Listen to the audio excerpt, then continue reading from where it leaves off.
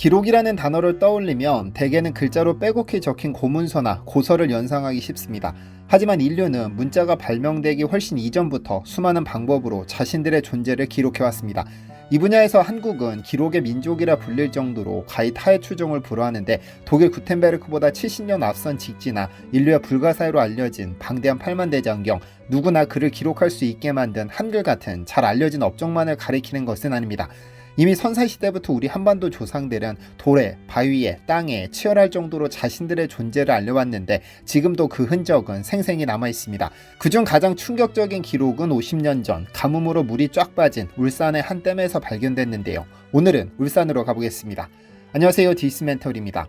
모든 일의 시작은 주민들의 제보에서 시작됐습니다. 1970년 12월 24일 이제 갓 30이 된 미술사학자 문명대 교수는 원효대사의 자취가 서렸다는 반고사 절터를 찾기 위해 울산을 찾았다가 주민들로부터 흥미로운 제보를 받습니다. 주민들은 절벽에 이상한 그림들이 보이는데 이끼가 끼고 흙탕물이 흘러 무슨 그림인지 모르겠다면서 꼭 가보라고 제안했는데요. 당연히 마의 석불이겠거니 하고 현장을 찾았는데 절벽에 새겨진 것은 마의 석불이 아니었습니다. 수많은 글자와 그림, 기하학적 무늬들이 새겨진 암각화가 그의 눈앞에 펼쳐졌습니다. 이것이 바로 국보 제147호 울주 천전리 각석입니다. 하지만 이는 서막에 불과했습니다. 이듬해 3월과 11월 추가 조사를 위해 방문할 때마다 옆 동네 울주군 주민들도 335 구경을 나왔는데, 그들끼리 늘 하던 말이 우연히 문 교수의 귀에 들어왔죠. 우리 동네 절벽에는 호랑이 그림이 새겨져 있다는 것. 너무 이상한 소리였지만 속는 셈 치고 한번 가보자 마음먹고는 그의 크리스마스 당일 배를 빌려 호랑이 그림이 새겨졌다는 절벽으로 향했죠. 배 위에서 바라본 절벽의 그림은 충격적이었습니다. 반질반질한 암벽에는 춤추는 무당과 거북이 3마리, 고래머리가 정교하게 새겨져 있었는데, 절벽이 물에 잠겨 일부만 보였지만 그는 직감했습니다. 이건 대단한 유적이다. 아마 많은 분들이 눈치채셨겠지만 국보 제285호 울주 대곡리 반구대 암각화 이야기입니다.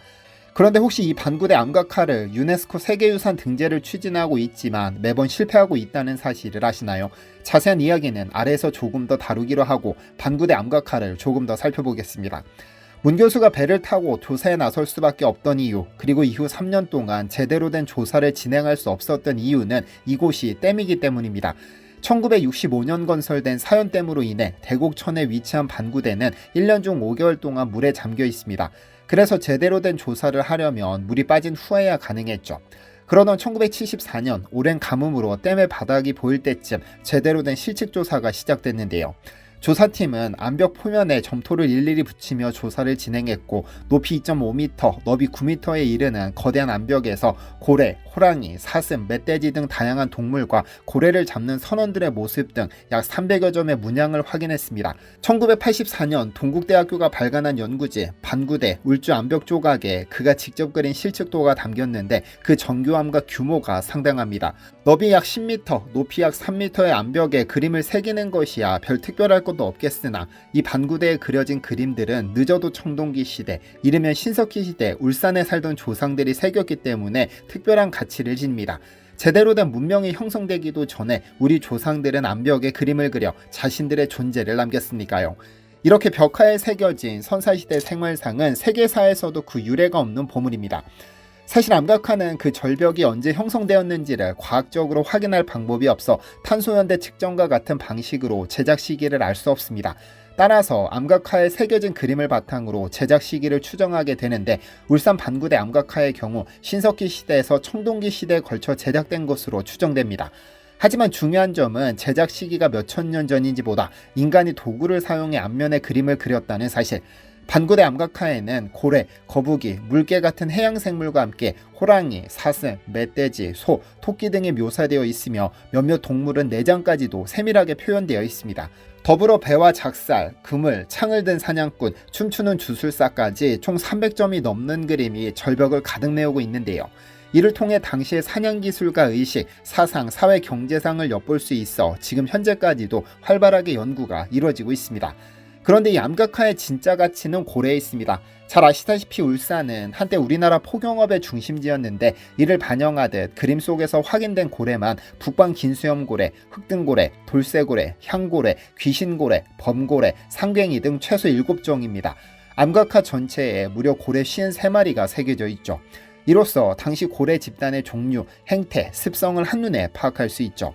또한 작살로 고래를 사냥하는 장면, 부구를 이용해 죽은 고래를 인양하는 모습, 포획한 고래를 해체하는 장면까지 세세하게 기록되어 있습니다. 흥미로운 점은 여기서 그치지 않습니다. 그림의 가장 윗부분에는 한 남성이 성기를 노출한 채 무릎을 굽히고 두 손을 하늘로 치켜드는 모습이 묘사되어 있는데요. 이는 샤먼이 감정이 고조된 접신 상태에서 주술을 행하는 장면으로 보입니다. 그의 등 뒤에는 거북이 3마리와 수많은 고래가 그를 향해 몰려가는 모습이 나타나고 좌측 하단부에는 사지를 활짝 편 채 정면을 바라보는 인물이 등장합니다. 이 인물은 과장된 손가락과 발가락 그리고 여성의 상징을 지니고 있으며 이는 고래의 영혼을 위로하여 영계로 보내는 의식을 주관하는 샤먼으로 추정됩니다. 이런 가치를 인정받은 반구대 암각화는 지난 1995년 6월 국보 제285호로 지정됐습니다. 문명대 교수는 여러 시기에 걸쳐 한 곳에 집중적으로 겹쳐 그려진 암각화는 세계적으로 예를 찾기 어렵다며 세계 미술사에도 구석기 시대에는 라스코 동굴벽화, 신석기 시대에는 한국의 울산 반구대 암각화가 있다고 쓰일 정도로 손꼽히는 유적이라고 강조합니다. 한편 반구대 암각화가 학계에 알려지기 전까지 인류가 바다에서 처음 고래를 사냥한 시기는 대략 10에서 11세기로 추정됐었습니다. 그러나 이 암각화는 이보다 수천 년 앞선 시기에 새겨진 것으로 인류 최초의 포경 유적이자 해양 어로 문화를 이해하는 데 중요한 사료로 평가됩니다. 우리 땅에 살았던 조상들이 다른 이들에 비해 훨씬 빨리 고래 사냥을 생업으로 삼고 또 이를 세세히 기록으로 남겼다는 점에서 한반도 조상들이 얼마나 앞섰는지를 알 수 있는 대목입니다. 그런데 최근에는 이 그림에서 활을 쏘는 사냥꾼의 모습이 주목받으며 한반도 활의 역사가 새롭게 조명되고 있습니다. 암각화에는 손에 활을 들고 노루, 늑대, 사슴 등을 사냥하는 사냥꾼의 모습이 여러 장면으로 새겨져 있습니다. 그간 한반도에서 발견된 가장 오래된 활쏘기 그림은 약 2000년 전 고구려 고분 벽화에서 확인된 바 있습니다. 고구려 벽화 이전 활쏘기 유물은 약 1만 년 전에 제주도 고산리 신석기 유적에서 발견된 화살촉과 이보다 앞서 18,000년 전 단양 수양계 유적에서도 화살촉 용도로 사용된 것으로 보이는 승배찌르개가 발견되기도 했습니다. 다만 이들은 활쏘기 기능만 추정할 수 있을 뿐 실제 활쏘기 장면을 확인할 수는 없었는데요. 반면 반구대 암각화에서는 활을 쏘는 그림이 직접적으로 묘사되어 한반도의 활쏘기 역사를 선사시대까지 끌어올렸습니다. 김경진 울산 암각화 박물관장은 암각화를 통해 보는 선사시대 사냥과 도구의 사용이란 논문을 통해 활은 구석기 시대 후기부터 나타나는 사냥용 도구라며 활의 발달은 울창한 숲과 관련된 환경적 제약에 적응한 결과라는 점을 강조했습니다. 즉 활은 한반도의 울창하게 숲이 우거진 환경에 적응하기 위해 사용되기 시작했음을 의미합니다.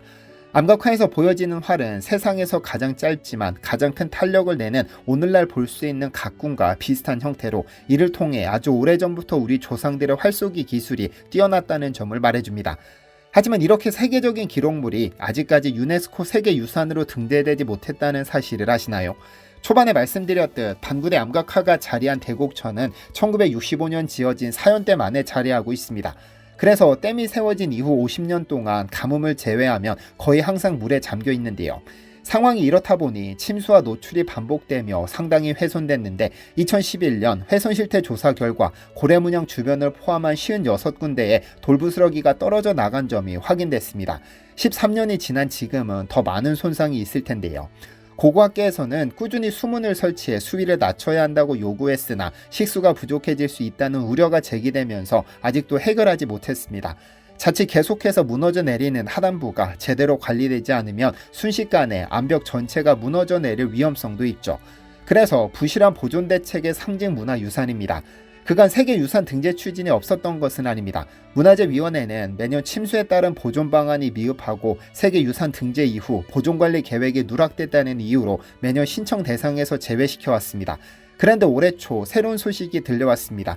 현재 추진이 계획 중인 사연댐의 수위 조절을 위한 수문 설치 등의 대책과 추진 의지를 문화재위원들이 수용하면서 신청서를 넣었습니다. 그리고 올 5월 27일 국제기념물 유적협의회 실사단이 울산을 방문해 현장 실사를 마쳤는데요. 현장 실사는 유네스코가 의뢰하면 이코머스가 수행하는 것으로 5일간 유산구역과 완충구역을 방문해 유산의 진정성과 완정성, 보존관리 및 활용 현황 등을 점검했죠. 현장 실사 결과를 포함한 최종 평가는 유네스코 세계유산위원회에 보고되어 내년 7월쯤 개최되는 제47자 유네스코 세계유산위원회에 보고되면 등재 여부가 최종 결정되는데요. 보통 이코머스가 권고하는 경우 억지로 반대하지 않으면 무리 없이 등재되는 것이 관례입니다. 디시멘터리 역시 반구대 암각화가 꼭 세계유산으로 등재되기를 기원하며 민족의 자긍심을 높여주는 문화재를 소개하는데 최선을 다하겠습니다. 그럼 반구대 암각화가 세계유산으로 등재되는 날 다시 한번 인사드리겠습니다. 잠시 안내 말씀드립니다. 드디어 내일부터 문의 전화만 수백 통이 쏟아진 축복받은 지하수 닥터코아 공동구매가 시작됩니다. 지난 7월에 공구를 진행했을 때 어마어마한 관심으로 1, 2, 3차 재고가 이틀 만에 전부 매진됐었는데 긴급히 공장 설비를 증설해 내일 처음 제 구독자분들을 다시 찾아뵙게 됩니다.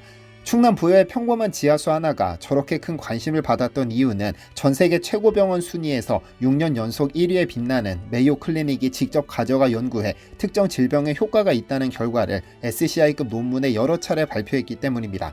저는 제 개인적인 편견보다 세계 1위 병원 의사들의 의학 지식과 과학적인 연구 결과를 더 신뢰하기 때문에 논문 결과를 직접 설명드렸는데 특정 질병을 언급하는 것은 적절치 않다는 의견이 있어 직접적으로 언급하지는 않겠습니다. 연구 결과는 간단합니다. 메이오 클리닉 의사 한 분이 닥터코아를 미국에서 시판 중인 14개 생수와 비교 연구했더니 닥터코아만 유일하게 특정 질병의 진행을 중단시켰다는 사실이 밝혀졌고 이는 바이오케미스트리 앤 바이오피직스 리포트라는 SCI급 논문집에 그대로 발표됐습니다. 그리고 7월 말 제 영상이 업로드된 후 메이오 클리닉 그리고 미 의사분께 어마어마한 메일이 쏟아진 것을 전해드렸습니다. 눈으로 보고도 믿을 수 없는 결과였으니까요. 그리고 실제 임상실험도 진행했는데 임상실험에서도 특정 수치가 현저히 감소했다는 사실이 밝혀졌습니다. 사실 지하수를 마신다고 몸이 변화한다는 것이 저나 여러분이나 믿기 어려운 것은 사실이지만 세계에서 가장 뛰어난 의사와 연구시설을 갖춘 메이오 클리닉이 닥터코아를 가져가 그런 연구 결과를 도출했기 때문에 믿지 않을 이유는 없습니다. 어쨌든 30억 원이 넘는 돈을 쏟아부어 연구된 지하수인 만큼 5개월이 지난 지금도 계속해서 다시 구매하게 해달라는 문의 메일, 문의 전화가 쏟아지는 상황입니다. 그리고 내일 오후 2시에 더 새로운 정보와 함께 공동구매가 시작되니 제 채널에 업로드되는 영상을 놓치지 않으셔야 구매 기회를 잡으실 수 있습니다. 이 제품은 드시는 분이 무조건 승자니까요. 제 채널 멤버십 회원 찐디님들께는 오늘부터 먼저 구매하실 수 있도록 찐디 전용 게시판에 링크를 남겨드렸으니 먼저 구매하실 수 있습니다. 찐디님들의 구매로 재고가 소진되면 판매는 그대로 중지될 예정입니다. 그럼 내일 오후 2시에 뵙겠습니다. 디시멘터리에서는 여러분의 제보를 기다립니다. 제 채널에서 다뤘으면 좋겠는 뉴스 또는 널리 알려졌으면 하는 영상은 디시멘터리 네이버.com으로 보내주시면 소중히 제작하겠습니다. 시청해주셔서 감사합니다.